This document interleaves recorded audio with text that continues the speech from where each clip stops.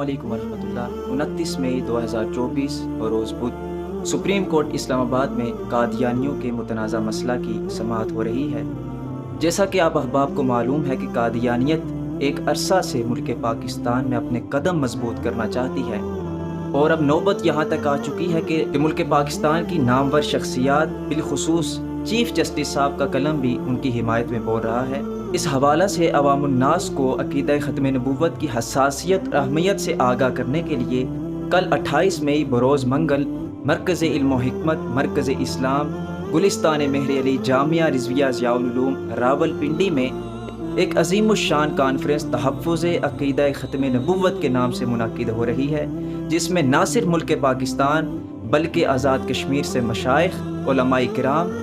دیگر طلباء و تاجر تنظیموں کے نمائندگان اور کثیر اہل ایمان شرکت فرما رہے ہیں۔ آپ احباب نے بھی اس میں شریک ہو کر اپنی